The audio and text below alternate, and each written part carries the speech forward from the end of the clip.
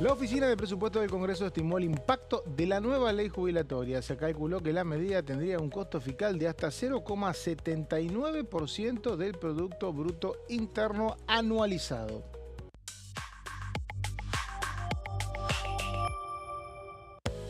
La justicia frenó el DNU que disuelve Vialidad Nacional. El gobierno nacional anunció que va a apelar el fallo.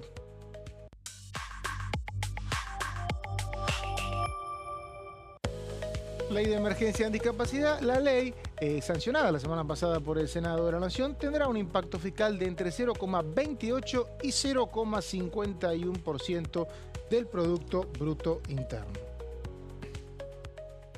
Bueno, y ayer la Oficina de Presupuesto del Congreso, uno de los organismos más respetados, nuevo, tiene 9 años. Gestión Monzón, fue, ¿no? sí, que un impulso del actual diputado Luciano Laspina.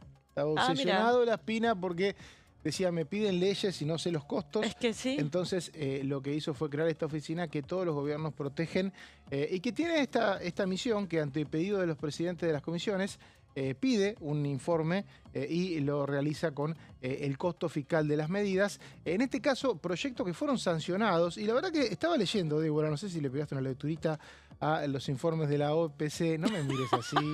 Decime que sí, decime que viste No, las no sé mentir, carátulas. perdón. No. Bueno, decime que La sí. verdad, Sí, la verdad es mi capital, sí, Mauri. es verdad. Lo tenía que estudiar el Tu fin de semana porque sinceridad. quiero hacer algo, así que me los tengo ahí guardaditos. Los tenés ahí guardados. Sí, Bueno, voy a hacer pero algo con tiene ellos. un buen resumen para que los quieran Sí, leer, porque por ahí son 15, 20 páginas, pero el resumen es bastante gráfico. Y lo que uno ve es que el costo fiscal se divide en varios ítems. O sea, no es que nos tiran estos números por la cabeza. Sabemos qué cuesta más y qué cuesta menos. En el caso de las jubilaciones, hay un costo muy importante en lo que tiene que ver con el aumento y también con el pago, que está muy oculto eso en el proyecto, pero con el pago de las deudas previsionales. Ah, lo de las Creo que es provincias. 0,38. Y es una negociación que el gobierno tiene abierta con las provincias porque es una ley vigente. De hecho, la semana pasada Maximiliano Puyaro, gobernador de Santa Fe, salió muy fuerte a reclamar eso. Sí, sí. Es que dijo que quiere todo junto, que no quiere Sí, negociar. se le están parando de mano, se dice, los gobernadores por este tema, pues es lo que vos decís, ya debería estar ocurriendo eso. Esto es una ley que se hizo en el año 2016, pero que requiere auditorías. Exactamente. Entonces, ¿qué es lo que dijo? Creo que fue, no sé si el titular de ANSES, de los Ceros, o Guberman, secretario de Hacienda, creo que algunos de esos funcionarios dijeron en enero de 2024, o este año dijeron, ojo que las auditorías no están dando bien, hay provincias que cobraron de más y eso tenemos que revisar. El tema de las auditorías, que son, la verdad, una condición sine qua non antes de que un gobierno desembolse, es que no pueden durar toda una gestión, ¿no? Ese es el Tienen tema. que Es la tener un tiempo, excusa. ¿no? Bueno, de hecho, no me acuerdo qué ley se estaba negociando que se veía que el avance de las auditorías podía ser una moneda de cambio entre los gobernadores y la Casa Rosada, porque es lo que viene trabando. Que de hecho las auditorías es algo que viene usando el gobierno para frenar el giro de fondos en distintas cuestiones. Por ejemplo, en lo que tiene que ver con discapacidad, que se plantea que había mucha gente que no merecía tener una, ¿cómo se dice? Una pensión. Una pensión, gracias, por discapacidad. Entonces se tenían que llevar adelante auditorías. El tema es que en el marco de las auditorías se frenó la entrega de pensiones. Entonces, las auditorías son necesarias, es valioso. Pero que deberían ser a la par pero para no perjudicar. No podés suspender la gestión por la auditoría. Y lo mismo se audita pasa y se gestiona. Lo mismo si querés pasa con el Garrahan, que ayer el ministro de Salud decía que se está tratando de reestructurar el hospital porque supuestamente hay ñoquis, lo que fue, pero hace más de un año que está viendo si hay ñoquis. Estamos hablando de un hospital. ¿Cuánta gente hay en un hospital que no? 13 cajas previsionales, un aporte de discapacidad que es enorme, y eso es una auditoría compleja que tiene que terminar. A una auditoría en un hospital debería ser casi, te diría, de poco tiempo. Y ¿no? el caso del hospital Garrahan, aclaremos otra cosa, que ¿por qué viene el reclamo? Yo insisto con esto. Insistí, dale. Insisto con esto. Ahora viene ¿por qué? Por la falta de presupuesto. ¿Qué vienen planteando los trabajadores del Garrahan? Que se actualicen las partidas presupuestarias. ¿Por qué no se actualizan? Porque no hay presupuesto, entonces los montos que se le giran a las universidades, al hospital, lo que fuere, están desactualizados y el Poder Ejecutivo los maneja, lo que recauda, de manera discrecional. Entonces, si tuviésemos un presupuesto, obviamente un presupuesto acorde a la inflación y demás, no estarían este tipo de reclamos. Por eso los principales interesados eran el año pasado, cuando finalmente no se sancionó el presupuesto, ¿quiénes eran? Los gobernadores, para tener por escrito los fondos que se le iban a girar para tal o cual obra. Así que hay que ver qué pasa Bueno, recién este año, decíamos, ¿no? tema discapacidad, tema jubilaciones, el aumento de 7,2 es lo que más impacta en el costo fiscal.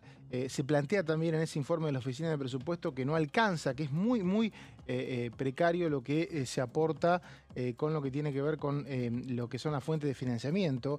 Ahí hay un punto de discordia con la oposición, que la oposición dice que no hay que incluir como costo fiscal la cuestión referida al pago de deudas previsionales porque es algo que el gobierno tiene que hacer sí o sí, porque ya hay una ley que lo obliga. También es cierto que el gobierno te dice, yo tengo que auditar.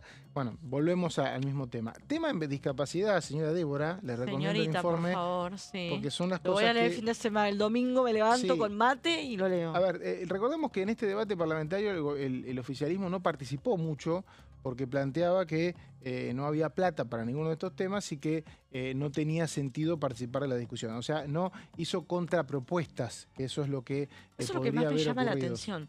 Que no haya una contrapropuesta para edulcorar, si querés, el impacto de ciertos proyectos de ley en vez de vetarlos. Bueno, ¿no? en el caso de Pero discapacidad, realmente llama la atención. Porque, ¿sabés cuánto es el costo medido por la Oficina de Presupuesto del Congreso de la actualización de las prestaciones? A ver. Es lo que más se pide, porque abarca absolutamente a todas las personas con discapacidad, a sus familiares, de todas las clases sociales, 0,03% del PBI. O sea, casi nada. Muy poco. Es muy poco Y a realmente. los trabajadores también afecta. No, esto afecta, claro, afecta Digo, a los prestadores, a los pero profesionales. por eso te digo, por los ejemplo. trabajadores que vienen súper desactualizados, o sea, Claro, es porque una esto buena se para ellos, traslada, digo. esto es un nomenclador que Eso, los pasa nomencladores. a ser considerado por todas las obras sociales y las prepagas al momento de definir cuánto pagan de las prestaciones. Esto no se actualizó todo el año y es el principal reclamo, por lejos, que tienen todos los sectores. En paralelo, el proyecto crea nuevas pensiones por discapacidad y genera, según este informe de la Oficina de Presupuesto, un costo que llega a 0,48 del Producto Bruto Interno a partir de el aumento de entre 493.000 y 946.000 nuevos beneficiarios de pensiones por discapacidad. Esto es el motivo por el cual sectores, por ejemplo, de la UCR del Senado no querían votar el proyecto porque consideraban que estas pensiones nuevas que se crean no está muy clara quiénes serían los beneficiarios, que antes hay que hacer una depuración del padrón de beneficiarios actuales. Este es un debate abierto. Ahora, todo está en un proyecto y el gobierno no es que hizo una discriminación y dijo quiero una cosa y no quiero otra, o tomó una medida para los prestadores que hace inocuo esta parte del proyecto de ley. No, simplemente se opuso a todo y el tema salió con 2/3 en ambas cámaras. Por eso te decía, ¿por qué no O se sea busca que un punto medio? Un veto no pasa el Exactamente. filtro, salvo que alguien cambie de opinión. O sea, el gobierno tiene que lograr que alguien cambie de opinión, porque uno dice, bueno, pero hubo ausentes. Sí, pero los ausentes no son gente que se ausenta porque sí, se ausenta porque no tiene ganas de votar tampoco en contra en este caso, de la emergencia de Alguno puede discapacidad. esperar algún llamado para pronunciarse a favor, pero me da que son la minoría. Hoy por hoy, para el tema de emergencia en discapacidad, la única manera que un veto pase el filtro del Congreso es que algún diputado o senador cambie la opinión que tuvo. Que lo vimos, obviamente, con lo que acá llamamos los radicales con peluca, pero... Exactamente, y fue un dato, periodístico de la realidad Exactamente. y que fracturó el bloque radical, o sea, no es inocuo que Y hayan cambiado de opinión. Eso por fue ese tema. con Eso financiamiento fue con jubilaciones universitario. y con financiamiento Pero universitario. primero fue financiamiento universitario. Sí, y después jubilaciones. Creo que los dos temas en ese momento requirieron un cambio de actitud de parte Pero de imagínate, estos el diputados. revuelo que generó el año pasado por el financiamiento universitario, imagínate el revuelo que puede causar que un diputado vote en contra de la emergencia en discapacidad. O sea, Sí. obviamente todos los periodistas vamos a estar con la lupa puesta en quiénes se ausentaron y quiénes votan ahora. Digo, no va a ser sencillo darse vuelta o aparecer al momento de la votación cuando aún te De hecho, la Oficina de ¿no? Presupuesto del Congreso midió el costo fiscal de la actualización de asignaciones a talleres protegidos. 0,0009 del PBI. Que están ganando 28.000 pesos por al mes. mes. 0,0009 puntos del PBI. Bueno, Recordemos, a ver, porque decimos una cosa, decimos otra, que 0,48 puntos del PBI es el costo de las nuevas pensiones. Y que tal vez requiere un debate más profundo. Capaz que eso sí requiere un debate, pero bueno, en la instancia de debate que tuvo, no participó el oficialismo y el resto de la oposición, si bien algunos no firmaron este dictamen, UCR y PRO firmaron un dictamen referido a las prestaciones específicamente, como está todo junto en un proyecto, no pudieron después votar en contra, o algunos se fueron, algunos y no quieren votar en contra ahora. Es que esas son las cosas que no entiendo, porque ahora el costo es mucho más elevado, no solo fiscal, digo, sino también esto, que primero lo tenés que vetar, todo. Lo cual... Ojo. Porque encima de eso, van al veto total. Parcial. Bueno, pero ahí hay algo. Puede haber, en función de esto que estamos leyendo, me decían ayer que todavía hay sectores de gobierno que le dicen a Milei, y hace un veto parcial, y él te lo va a terminar aprobando el Congreso porque el problema son las prestaciones. Sí, pero ojo, porque el año pasado cuando fue lo de las jubilaciones, ¿te acordás que algunos senadores del PRO habían votado algunos ítems en particular a favor, y con las universidades creo que también, a la espera de que haya un veto parcial? Entonces, y no quiso Milei. Exacto, si vos eras del PRO decías, bueno, yo voté justo los artículos que Milei no vetó, entonces no te diferencias de la Casa Rosada. Y Milei no lo hizo, fue al veto total. ¿Y acá qué puede pasar? Además, no solo que el Congreso insista con los 2/3, sino que la salida que tenga el gobierno sea judicializar estas leyes, que ya sabemos que la justicia no va, o ya sabemos, no, digo, todos intuimos que la justicia no se va a pronunciar a favor del gobierno. Bueno, hay un punto que es la ley de administración financiera que obliga a los legisladores a poner una fuente de financiamiento sólida dentro de los proyectos. Eso es el motivo, eso y algunos conflictos del trámite parlamentario del Senado serían los motivos de una judicialización. Lo que sí no es automático y si un veto se rechaza, al otro día tiene que cumplir la ley del presidente. O sea que empieza a correr la ley. Empieza a correr la ley. No es que vas a la justicia y no lo cumplís, salvo que la justicia te permita una y tenés que cumplir toda la ley. Exactamente. Por eso hay quienes dicen, en el caso de discapacidad, hace un veto parcial, trata de que las prestaciones se actualicen. Claro. Aparte, el proyecto tiene una cosa muy buena, que es que se actualizan las prestaciones, o se indexan a futuro, como están indexados, hay que decirlos, los ingresos jubilatorios. Es cierto que la jubilación perdió un poco de poder adquisitivo, como perdieron los salarios, pero a diferencia de los salarios, están indexados por la inflación por decisión del gobierno a través de un decreto del año pasado. Exactamente, que eso estaba incluido en la ley que se había votado y que Javier Milei vetó. Y no olvidemos que la Corte Suprema sobre jubilaciones ya se pronunció y dijo que se necesita una ley del Congreso, no un decreto. Exacto. O que no sea una decisión. O sea, en el momento se sostuvo, se mantuvo el veto, lo logró blindar el presidente Javier Milei, pero de vuelta son decisiones muy costosas para el Poder Ejecutivo, porque hoy si querés tiene la expectativa de reunir el tercio de lo que fuera, o la tenía, pero se le empieza a complicar cada vez más. Y ellos están muy confiados en el 11 de diciembre, pero hay que ver, porque ellos dicen, nosotros vamos a tener un tercio propio y nos va a ser más fácil, quiero decir, pararte a negociar con el resto de las fuerzas políticas, porque vamos a estar más, si queremos tener mayor... Recordemos cómo funciona el proceso legislativo, Débora, porque si hay un rechazo al veto, el presidente tiene que aplicar la ley. Exactamente. Salvo que la justicia no quiera. Si mañana tiene un tercio, no cambia nada, porque... ¿qué puede hacer? ¿Puede derogar una ley con un decreto? Bueno, ese decreto con mayoría simple se elimina. Sí. O sea, ya no juega más el tercio. O sea, ya no juega... Una vez que la ley es sancionada, una vez que el rechazo del veto ya está, ya de ahí para adelante, si tenés un tercio, no importa. Sí. Para las futuras leyes o posibles futuras leyes, sí. Si tenés un tercio en una Cámara, te sirve la posibilidad de tener un veto. Exactamente, pero al mismo tiempo tenés que reunir. Si vos... A ver, lo que se plantea al oficialismo es una etapa más reformista, ¿no? Empezar a impulsar, si querés, la reforma jubilatoria, la reforma... Necesitas mayoría simple. Eso es a lo que voy. No hay forma, digamos. Si no, ¿cómo abrir recinto? No puede abrir recinto. Por eso ellos lo que te dicen, bueno, pero nos vamos a parar desde otro lugar porque vamos a tener un volumen mayor de diputados. Pero si se viene una Cámara más bipolar, si querés, de un lado los libertarios y del otro Unión por la Patria, y en el medio no tenés esa... Bueno, por ahí tenés las fuerzas provinciales con las que podés negociar, pero se te complica el panorama para reunir estas mayorías, el quórum, lo que fuere, para avanzar con proyectos de ley tan, si querés, libertarios, ¿no? Como una reforma laboral. Suerte en conseguir que el peronismo te acompañe con una reforma laboral con la mirada que tienen los libertarios, ¿no? Bueno, tengamos en cuenta que siempre cuando se busca mayoría tenés un número y un contexto.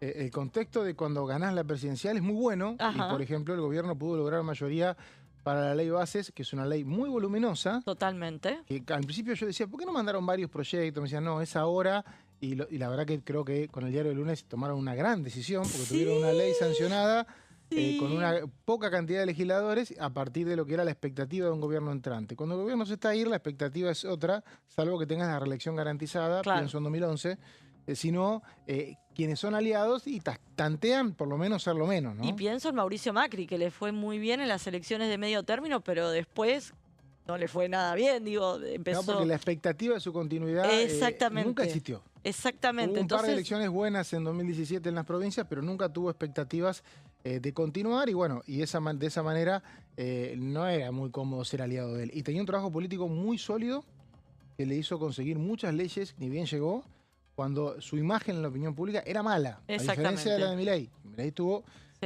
aceptaciones durante todo el año pasado, inclusive actualmente, muy por encima de las de Macri en el primer tiempo. Pero bueno, esto es día a día, por eso esto no es solo...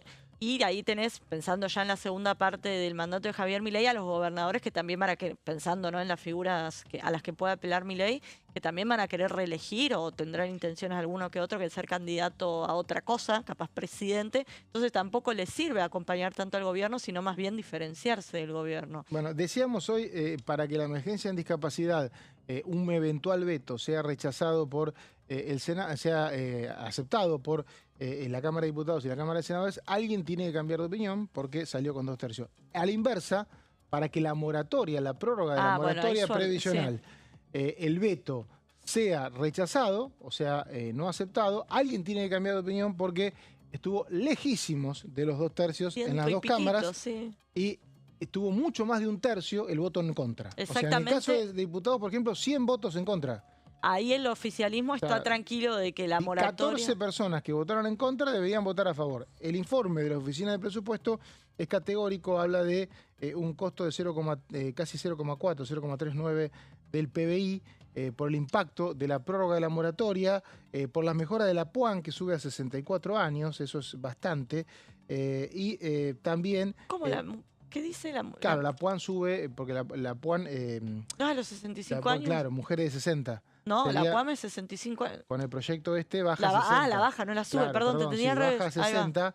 Entonces, por eso mismo, lo que plantea este informe de la Oficina de Presupuestos es que habría un costo fiscal que me da la sensación que ningún bloque le interesa, salvo Unión por la Patria, porque consideran que hay otras maneras de mejorar la situación o de jubilar a alguien que no hizo los aportes correctos. De hecho, el PRO y la UCR tienen un proyecto de aporte acorde a los ingresos, creo que prestación proporcional le llaman, pero por lo menos te piden 10 años de aporte. Sí, porque ahí la duda es, ponele, vos tenés que hacer, para jubilarte, 30 años de aporte. Si vos hiciste 25 años de aporte, primero... Estás casi ahí. Claro, si no hay moratoria, ¿quién se queda con esos 25 años de aporte? No, vos hiciste 25 años de aporte, pero no te podés jubilar. Y te están reteniendo esos 25 años que vos aportaste. Entonces es también poner un poco la mira, si querés. Bueno, pero para no tener juicio, la proporcionalidad era eso. Bueno, te contamos que vos hiciste 25 años de aporte, 5 años, lo que fuere. Bueno, puede tener un piso de 10 años de aporte. Pero porque si no pasa esto, que hay gente que sí tiene aportes, pero termina... Va a ser un juicio, claro. Sí, eso por un lado. Y por otro lado... La moratoria previsional, salvo Unión por la Patria, el resto de los bloques no le convence. No, hubo alguno que otro que acompañó, alguno que otro que se abstuvo. Y salió con 15 abstenciones, de hecho. ¿Acá en diputados? De 110 a 100 con 15 abstenciones. Y en el Senado una abstención que fue la de Martín Lustó. Pero lo cierto es que muchos están en contra del concepto de moratoria. Exacto. Pero también hay que recordar una cosa, y es que hoy las jubilaciones no solo se pagan con los aportes patronales, porque hoy hay muchos trabajadores en negro, o en la informalidad, como le quieras decir, y lo cierto es que desde que Javier Milei es presidente, esos números empeoraron más que mejorar. Hay que recordar que la mitad del sistema previsional se sostiene con impuestos generales, es decir, que una persona que no hizo aportes y se quiere jubilar, cuando va y consume, parte de lo que paga ese impuesto, esos impuestos se usan para financiar el sistema previsional, es decir, que la persona que no hizo aporte y se quiere jubilar está financiando el sistema previsional al que no puede acceder. Lo que pasa es que se desnaturaliza, pienso en Esper, un día que hablamos con este tema cuando todavía no era Milei presidente, y decía, está bien, le decíamos, está bien, decía Esper, pero entonces discriminemos. Bueno. Hagamos una ayuda social por un lado y aporte por otro, porque si no se te desordena. ¿Pero cuál fue la respuesta del oficialismo a estos proyectos de ley? No, bueno, es cierto que está la PUAN. Es cierto que está la PUAN. Está bien, y la PUAN con el 80% de la jubilación mínima que no actualizan. Lo que es cierto, creo que el que tiene más del 80% de los aportes hechos. El resto con la PUAN tiene por lo menos, más o menos parecido a lo que tendría si hubiera hecho aportes y ni siquiera tiene que pagar una moratoria. O sea que en ese Pero caso no tenés los trataría mejor. beneficios que tenés cuando sos un jubilado. Por ejemplo, el PAMI creo que no lo tenés. Hay ciertas cuestiones a Claro. las que no accedes cuando accedes a la PUAM. Tenés que tener 65, bueno, ese proyecto dice 64, pero tenés que tener 65 años si sos mujer. Insisto con esto, vienen perdiendo y mucho las jubilaciones, entre otros motivos. ¿Por qué? Porque cuando se hizo el empalme y se cambió a la fórmula que contempla la inflación, se le comieron el 7.2%. ¿Vos sabés que eso que decís es tan cierto como que es el único sector indexado de la Argentina? Bueno, Entonces, al ser el único sector indexado de pero la baja Argentina... la inflación, pero sí. La inflación, el único que está corriendo arriba de la inflación hoy por hoy es un jubilado. Sí. Y no un trabajador activo. Y es polémico, porque un trabajador activo Pero los jubilados son trabajadores.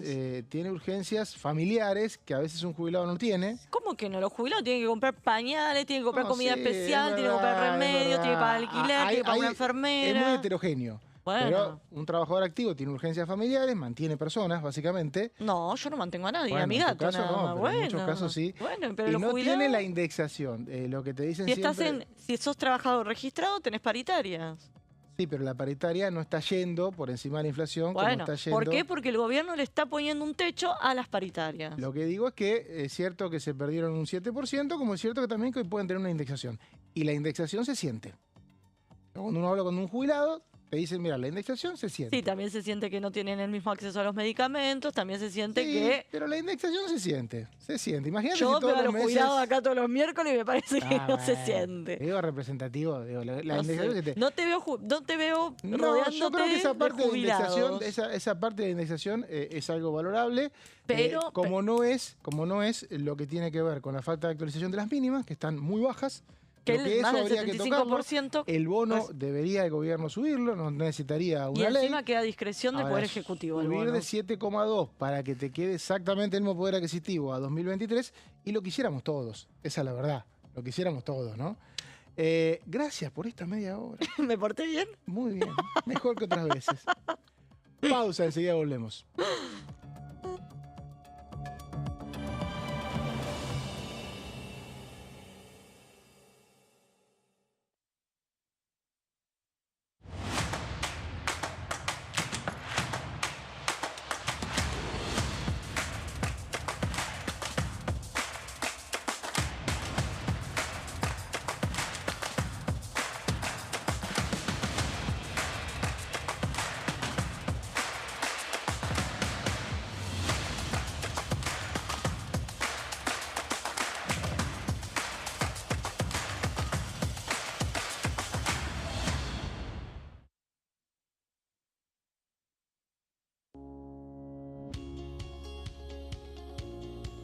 La Cámara de Diputados tiene 257 miembros.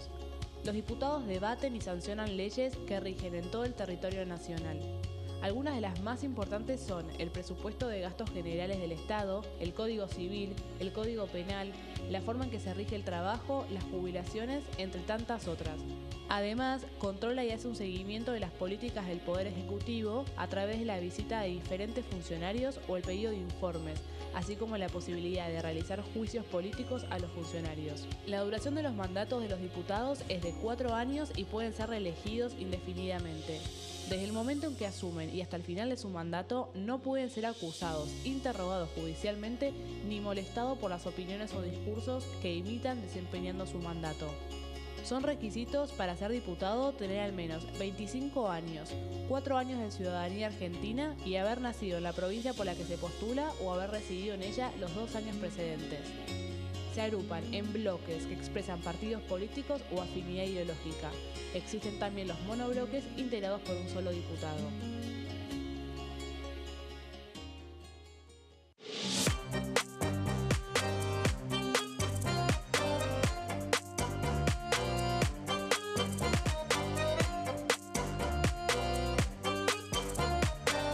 Plenario, de lunes a viernes, 15 horas. Dengue, Zika y chikungunya. ¿Cómo protegerte de la picadura de mosquitos? Para prevenir el dengue, Zika y chikungunya, evita que el mosquito te pique. Usar repelente siguiendo las indicaciones del envase. Cubrí brazos y piernas con ropa clara. En casa, poné espirales o tabletas. Usa tules o mosquiteros sobre camas o cunas. Coloca mosquiteros en puertas y ventanas.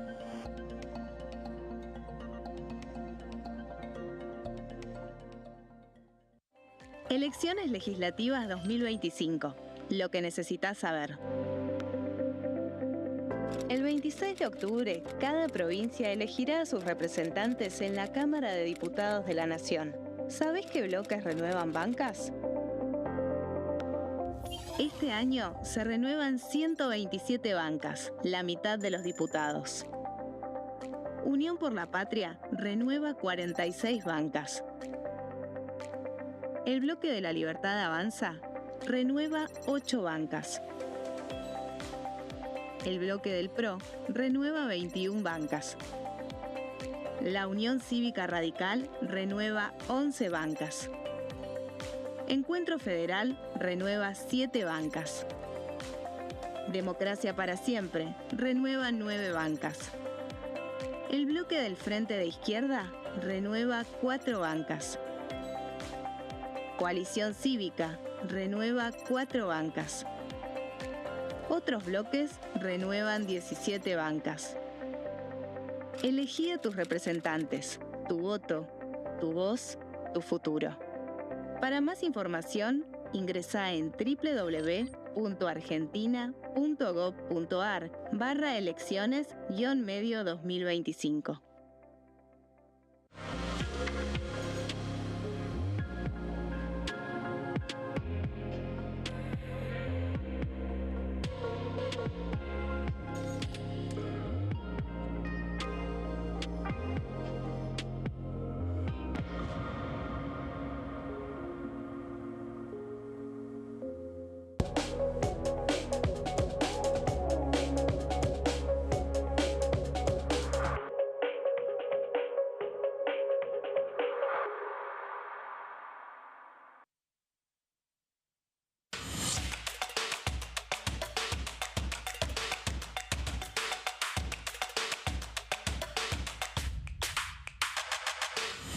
Quórum, de lunes a viernes, 14 horas. ¿Qué diferencia hay entre la Cámara de Diputados y la Cámara de Senadores? La Cámara de Diputados representa al pueblo de la nación argentina. Esto significa que las provincias más grandes y con mayor cantidad de habitantes tienen muchos más diputados que las provincias más pequeñas. La manera de establecer las cantidades es proporcional. La Cámara de Senadores representa a las provincias. Cada provincia envía 3 senadores al Congreso Nacional. El total de senadores es 72, dado que las provincias argentinas son 24. Este es un número fijo. Por ejemplo, la provincia de Buenos Aires cuenta con 70 diputados nacionales y la provincia de Tierra del Fuego con 5. Pero tanto la provincia de Buenos Aires como la de Tierra del Fuego cuentan con 3 representantes cada una en el Senado de la Nación. Cada 2 años, el Congreso Nacional renueva la mitad de sus diputados y 1/3 de sus senadores nacionales. El mandato de los senadores es de 6 años, mientras que el de los diputados es más breve, dura solamente 4 años.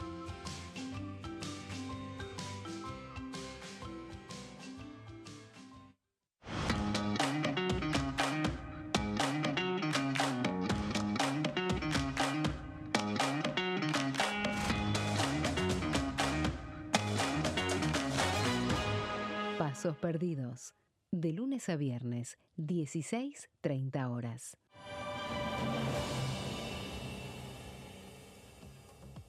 Seguimos en la bancada con toda la información acá de la Cámara de Diputados con plantel renovado. El señor Martín Di Natale, ¿cómo va, anda? Di Mauricio? Natale, ¿bien? ¿Todo bien? Muy bien. Y el señor Gonzalo Barrieta. ¿Cómo andas, andás? Mauri? Un placer, Gonzalo, como siempre. ¿bien? Todo muy bien. ¿Contento? Conté, claro, Siempre con, impecable, Gonzalo, con la ¿viste? presencia de Siempre ustedes. impecable. Impecable. ¿Te gusta? Corte de pelo, ¿no? Corte de Al pelo. ras. Cada Ah. 2 días afeita, ¿no? Cada 2 días, claro. Cada 2 días. Ah. ¿Y el Muy pelo cada prolijo. cuánto te lo cortás? Ese es un problema, porque uno cree que con una vez por mes está bien, pero la realidad es que una vez cada 12 días está bien. Cada 12 días. Sí, es correcto. ¿Pero te lo cortás vos o vas a...? No, voy a lo de Juanjo, acá en la zona de Congreso. Vas a lo de Juanjo cada 12 días. Pero Claro. él no te afeita. Hincha de San Lorenzo. Hincha de San Lorenzo. Él no- No, afeitar yo. ¿Y te mira Juanjo? ¿Te dice cómo salís, todo eso?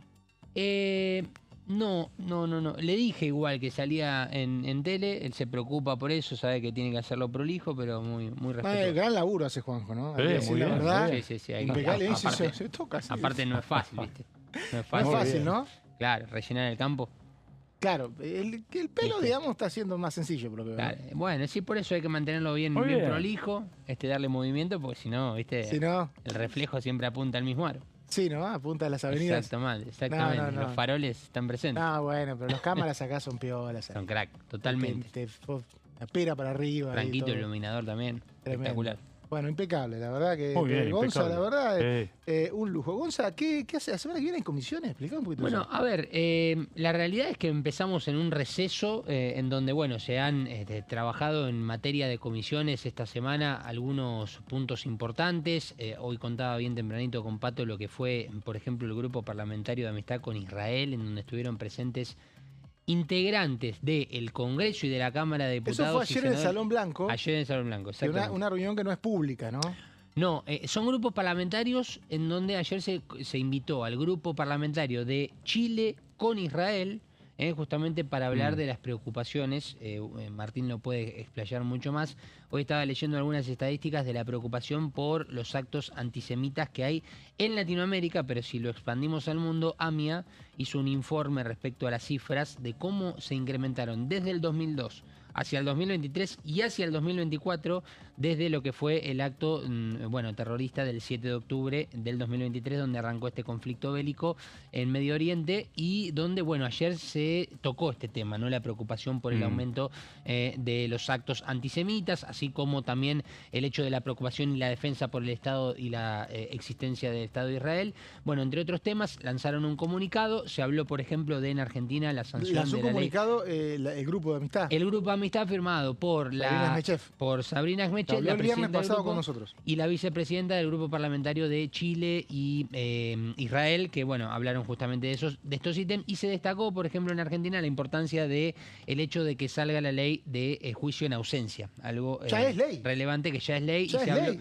se habló de esa sanción y de la importancia que ha tenido justamente esta Martín, sanción. ¿ya es ley y ya empieza el juicio? ¿Qué se sabe? El juicio por la AMIA. Sí, ya avanzó el juez Rafecas. ¿Te acordás que hubo Claro. un requerimiento? Está avanzando el juicio en ausencia. Recordemos, son 8 los iraníes acusados dentro de la causa AMIA que nunca quisieron comparecer en la justicia argentina, razón por la cual, y que están acusados además de ser los autores intelectuales del atentado a la AMIA, y nunca quisieron comparecer en la justicia argentina. A partir de eso hubo este reclamo de parte de la comunidad judía, de la AMIA y la DAIA en particular, desde hace 20 años hasta para que salga este proyecto de ley que finalmente se convirtió en ley no hace mucho tiempo, creo que hace un año. Esto fue en febrero. Claro, En febrero fue bueno. la sanción. En realidad Sí. había habido una aprobación, después se convirtió en ley. Exacto. Y después de 10 años, uno estuvo escuchando, porque lo que tiene la ley de juicio en ausencia sancionada es que tiene que darle garantías a las personas acusadas de derecho a defensa. Exactamente. O sea, si no vienen, igual tienen que tener derecho a defensa. Entonces, va a haber no solamente la intervención de un defensor público, sino que en el caso de que aparezcan en algún momento del proceso o después del proceso, se vuelve a hacer el juicio. Una cosa, aunque sea cosa juzgada, bueno, si vos decís, bueno, el juicio arranca, bueno, voy. Bueno, empieza de vuelta. O termina, bueno, voy. Bueno, empezamos de vuelta. Claramente es para casos específicos, como terrorismo, uno de ellos, lesa humanidad, no es para cualquier caso. Sí, se amplió algunos otros delitos de lesa humanidad también. Claro, exactamente, no es para cualquier caso y las personas acusadas por alguna razón no quieren venir y el propio proceso les da la posibilidad de venir si en algún momento se arrepienten, ¿no? Esto permite, digamos, seguir avanzando y que no se trabe una investigación judicial sustancialmente, ¿no? Por la falta de testimonios de algún acusado. Y esto fue lo que de permite... presencia, claro. De presencia, falta de que no quiera viajar algún acusado. Y no hay permite... tratado de extradición con ese país, en este caso con Irán. Argentina tiene tratado de extradición con muchos países. Claro. Entonces no puede hacer el juicio. Exacto. Y Sí. permite lo que vos decías también, de que una vez emitido un fallo judicial, están involucrados aquellas personas que por medio de juicio en ausencia no estuvieron, pero se los acusa en ese fallo, la persona puede volver, digamos, como a pedir dar testimonio y se abre una nueva instancia dentro de esa investigación judicial. Eso está contemplado en la ley. Bueno, y ayer entonces se habló de esto. Se habló de esto y además también ayer, y para concluir también con lo que viene la semana próxima, Mauri, que es lo que decías, también se realizó la Comisión de Ciencia y Tecnología, 3 horas de comisión, más de 40 invitados. Bueno, lo que pasa es que cuando tenía la lista, él tenía la lista de 50 invitados, Sí. y me fui, de acá no pude evitarlo. La verdad, me fui a ver a la comisión, a ver Sí. cómo iban a hacer. Y Goyan, que es el presidente de la comisión, dijo, tengo 3 horas, ¿Viste? el resto va a tener que venir jueves 7. Sí, ¿no? exactamente. Quedaron para el jueves 7 volver a reunirse, donde lo más importante es lo que dijo al comienzo, no sé si llegaste Bien. a escucharlo, Sí, claro, contá. habló del hecho de, porque uno dice, si ya está el DNU, ¿no? Respecto al cierre de algunos entes, como puede ser el INTI, el INTA y demás, digo, ¿qué se puede hacer? Pensábamos, ¿no? Respecto a una comisión, legislativamente hablando. Bueno, Goyan se refirió a este tema en el principio y habló del hecho de hacer un proyecto para la nulidad de estos decretos, lo cual No, tendrá pero los que... decretos se pueden anular en cualquier momento. Un decreto se puede anular Se puede en cualquier rechazar momento. Claro, Se se puede puede rechazar. rechazar. Lo que pasa es que necesitas la fuerza tanto en diputados como en el Senado Y para bueno, pero lo rechazarlo. mismo se hace un proyecto de nulidad. Yo lo que Bueno. entendí que planteaba directamente de rechazar los decretos, que hasta ahora no ha ocurrido, No. porque no hay voluntad mayoritaria, No. básicamente. Bueno, y para terminar esto que Sí. vos decías, la semana próxima ya Bien. tenemos agenda para el martes, 10 de la mañana. Completala y vamos con Martín, dale. 10 de la mañana, asuntos cooperativos. Van a estar con invitados de organizaciones y participantes del Congreso Internacional, Mutualismo en Salud. En deportes, esto va a estar a partir de las 2 de la tarde, el martes también, con algunas cuestiones vinculadas a pasado, presente y futuro del deporte argentino, con invitados representantes del deporte nacional y especialistas. Y 4 de la tarde, cultura, en una reunión informativa. Por ahora no tengo ningún tipo de suspensión, No. pensando en el receso. No, y de Hay todas agenda maneras, para el martes. el receso es una cuestión que obviamente hay empleados que se toman vacaciones, como Sí. corresponde, la licencia anual, pero no hay receso de la actividad legislativa, No, claro. como sí hay el periodo extraordinario diciembre, enero y febrero. Ajá, De todas exacto. maneras, recordemos que se innovó en diciembre último y se establecieron reuniones informativas en diciembre y en febrero. Esto es algo que no había ocurrido a partir de una interpretación reglamentaria. Recién hablábamos de lo que tiene que ver con eliminación de organismos o fusión de organismos, que es parte de las facultades que tuvo el gobierno con la ley bases. Hay un informe que trajo Martín sobre todas las aplicaciones de las facultades Sí. delegadas del Poder Ejecutivo. A Contame. ver, esto tiene que ver, Mauri, con un informe que acaba de sacar el Ministerio de Desregulación, que lo lidera el ministro Sturzenegger. Es un informe que justamente lo que hace es un balance de todos los decretos que salieron a partir de la ley bases, donde le otorgó facultades el Congreso al Poder Ejecutivo. Y ahí el gobierno, bueno, lo que plantea es que impuso un proceso de desregulación con el objetivo de fortalecer la competitividad, fomentar la competencia y promover el desarrollo productivo de la Argentina. Eso conceptualmente de por qué se emitieron los decretos de facultades delegadas. La cantidad de decretos, bueno, números, ahí vemos. Al 4 de julio, hasta ahora, digamos que terminó el periodo de facultades delegadas, se registran 348 normas de desregulación que eliminan o modifican 1.076 normativas anteriores a un total de 7.180 artículos. Este es el balance que hace el Ministerio de Desregulación. Las áreas más afectadas o que abarcan estos decretos son básicamente la de comercio exterior, la de industria, transporte, finanzas, capital humano, y que fueron, digamos, donde apuntaron la mayor cantidad de decretos. 53 decretos en transporte, en comercio exterior, en industria, 40 y pico en capital humano. Bueno, esos son un poco los números que dan. Los plazos, bueno, el ministro Sturzenegger tuvo un año para esto, para las facultades delegadas, le venció ahora el 8 de julio, que finalizó el periodo que tenía Sturzenegger, ya no hay más facultades delegadas. ahora va a ser una revisión. De hecho, el Ministerio de Regulación armó una comisión especial para hacer un seguimiento de todos los procesos desregulatorios en cada ministerio. Y ahora lo que espera también, o lo que se puede esperar de aquí del Congreso, es el rechazo por parte de la oposición a alguno de estos decretos. Como decíamos recién, senadores y diputados de la oposición ya están preparando algunos decretos de rechazo, por ejemplo, a la modificación del INTA, el INTI, el Banco de Datos Genéticos, las Fuerzas de Seguridad. Bueno, esto es lo que se viene en base a lo que ya se hizo por parte de Sturzenegger. Bueno, es interesante este último punto, ¿no? Rechazo del Congreso. Estaba leyendo la placa antes que la pusiera en pantalla Martín. Porque no ocurrieron, siempre decimos lo mismo, los decretos, cuando los quiere rechazar el Congreso, los rechaza. Pasó con los fondos reservados de la CIDE, que se firmó en julio, y para septiembre no teníamos más decreto. Mete un delete el Congreso. Si las dos cámaras rechazan un decreto, se borra automáticamente. Los efectos anteriores no se pueden, no es retroactivo eso obviamente, pero se puede hacer. Y encima, si pasan 10 días hábiles, ni siquiera necesitas dictamen. O sea que es un trámite que puede durar 15, 20 días, un mes, si hay voluntad de ambas cámaras. Por eso cuando un gobierno plantea, es cierto que tenés la posibilidad como Poder Ejecutivo de legislar con una cámara, si legislás por decreto, pero la voluntad de la oposición de rechazar, de una oposición, de cualquiera, o del Congreso en general, de rechazar un decreto siempre está, y si no lo hace es porque no hay número. Claro, totalmente. O sea, todas estas medidas que vos decís fueron validadas por el Congreso, primero con la ley bases, y después porque ningún decreto delegado se trató. Exacto. O sea, no es que hay un rechazo, ¿no? ¿Qué opinás vos que estuviste ayer con la gente del INTI, del INTA, que está reclamando genuinamente? De todas maneras es un decreto reciente, que quizás sea rechazado o no sea tratado, pero no existe hoy por hoy una...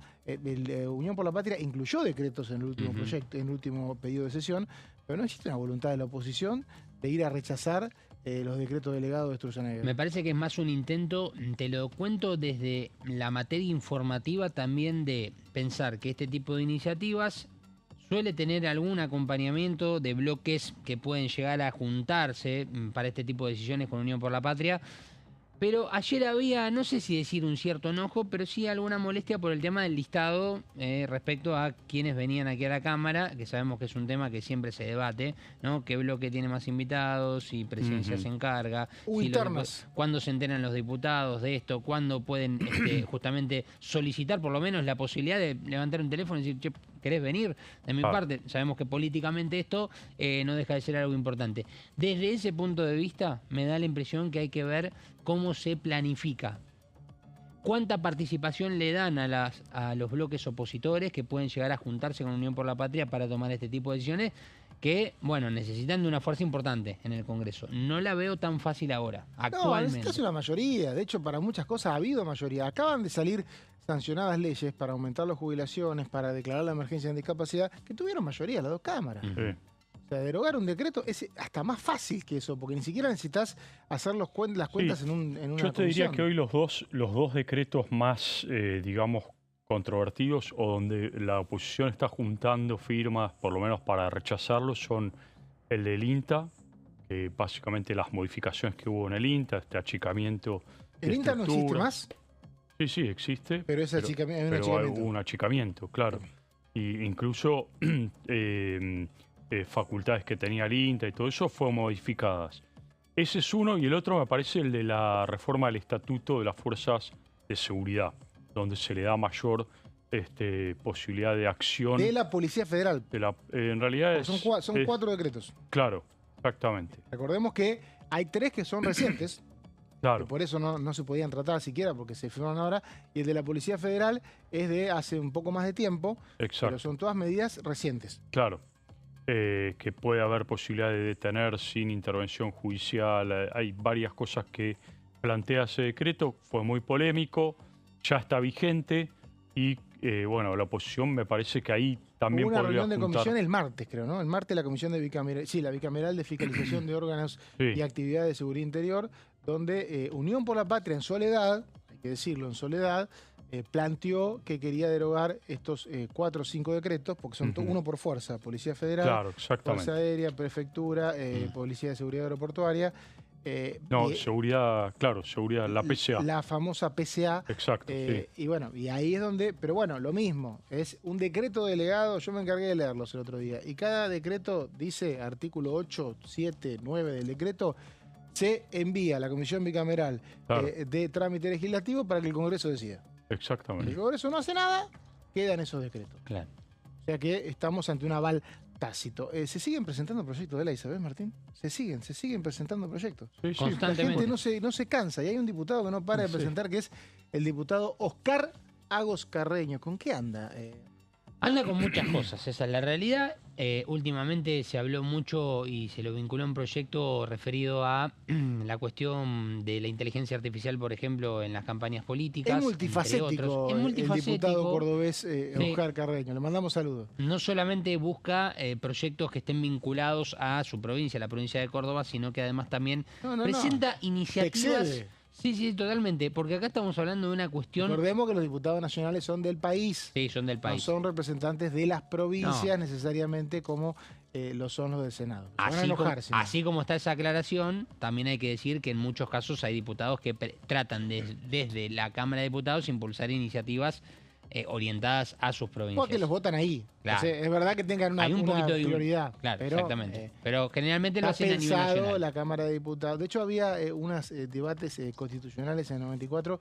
Había quienes decían que determinados proyectos, como el que vas a contar ahora, no tenía que pasar por el Senado. Porque el Senado es representación de las provincias, entonces no tenía... Pero bueno, sigamos, dale. Claro, porque ahí estaba Di Natale participó de ese debate. Seguramente, exacto. En Santa Fe, ¿o no? Lo que ¿Te acordás de eso que se hablaba? ¿De la reforma? Que en la reforma había... ¿Quiénes eran los que decían eso? Yo me enteré hace poco. Decían que determinados proyectos, como el que va a contar Gonza, porque no son de orden pasar nacional. Por el Senado porque son de orden nacional, que tienen que hacer las provincias. No recuerdo quién lo decía exactamente. El Frente Grande estaba con eso. El Frente Grande de Chacho Álvarez, de Zaffaroni. Darío Alessandro y compañía. Sí. Hay un gran debate en la reforma constitucional respecto, sobre todo, el tema de los recursos de las provincias, cómo se distribuía el recurso de las provincias. Fue un debate arduo. Y vuelve ahora.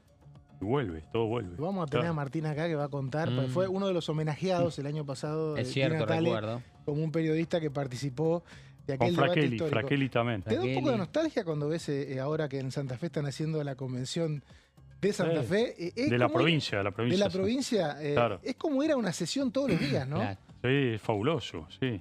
Pero aparte de ir a una sesión todos los días donde vos ves gobernadores, expresidentes, diputados, senadores, obviamente, también, intendentes, todos juntos en un mismo espacio. Comisiones, sesión, todos los días. Todos los días. Y la cabeza te explota, yo en un momento no sabía ni quién sos. Por supuesto. Aparte, todos los días a la mañana había una reunión de Eduardo Menem, que era el presidente de la convención, con Raúl Alfonsín, se juntaban, y Chacho Jaroslavsky. Qué lindo. Era fabuloso. Sí, espectacular. Era una experiencia muy linda, la verdad. Qué lindo que puedas contar eso, por ejemplo, para estudiantes de periodismo, de lo que es el orden, por ejemplo, el orden en el cual vos tenés que ir anotando las cosas y saber qué se va a hablar ese día, por dónde va la cosa, porque eran tantas leyes las que se modificaban. Y no había internet, querido Gonzalo. Y no había internet, me lo imagino a Di Natale con un anotador, con 3 anotadores por día. No había internet, sí, claro. Bueno, contame, Gonzalo, ¿qué proyecto? Bueno, te cuento cortito, Mauri, con el tiempo que tenemos respecto a esta iniciativa que tendrá que pasar por legislación general. Lo consulté y justamente debe pasar este proyecto cuando hay un cambio de este tipo. Familia, Niñez y Juventudes y Presupuesto de Hacienda. Esto es para justamente regular la criopreservación de embriones, esto que se conoce más como el congelamiento, por ejemplo, de los embriones. Recordemos, para lo que es justamente un tipo de embarazo, el cual se puede utilizar, por ejemplo, para la reproducción tanto de tu propia familia y también en algunos casos para solidaridad. ¿Qué es un embrión criopreservado? Que es la gran pregunta. Bueno, todo embrión humano obtenido por técnicas de reproducción asistida, congelado y almacenado en condiciones clínicas, recordemos con una cierta temperatura, un cierto cuidado, lógicamente algo que la conservación, y recordemos lo que significa todos los años en los cuales tienen que estar reservados, hay familias que invierten y mucho en esto, es una cuestión muy costosa. ¿A quién corresponde la titularidad de los embriones? Algo muy importante. Personas que han prestado su consentimiento. El consentimiento en este proyecto es clave y expresado su voluntad precreacional. Esto es clave sobre todo cuando pasan cuestiones como, por ejemplo, una persona que preserva sus embriones después, si lamentablemente en el tiempo fallece, y después qué pasa con eso, con el otro titular. Bueno, cuestión de... el consentimiento es realmente muy importante, entre otros aspectos. Expresión de consentimiento. Titulares expresan libre, voluntaria y expresamente el destino de los embriones, es decir, para qué se va a utilizar. Siguiente placa, esto es un proyecto que se presentó hace muy poquito tiempo, el destino y uso de embriones, importantísimo. Implantación con fines de gestación en uno de los titulares, donación a terceros para fines reproductivos, que es lo que decíamos, vamos a suponer que, no sé, tenés en tu familia una hermana, alguien que, por ejemplo, no puede justamente ya tener un embarazo natural, se hace un gesto totalmente solidario y familiar y con mucho cariño, mucho amor. Se puede hacer también para fines reproductivos en otros úteros. Donación con fines de investigación científica, reconocida y bioético, muy importante el término bioético, y disposición final, esto obviamente luego de cumplidos los plazos máximos establecidos por los titulares. Estos son aspectos importantes, me queda un minutito. Crea un registro nacional importante de embriones con criopreservados, garantiza la trazabilidad, es decir, el hecho del análisis de todos los pasos por los cuales pasa, y garantiza confidencialidad en la información, algo que es muy importante, solo el acceso lo tienen los titulares. Así que... Impecable, sí, señor Cosa, y muchas gracias. Muy bien. Un placer, Mauri. Gracias, Martín. Un gusto, Mauri. Nos vamos, te volvemos la semana que viene con la bancada.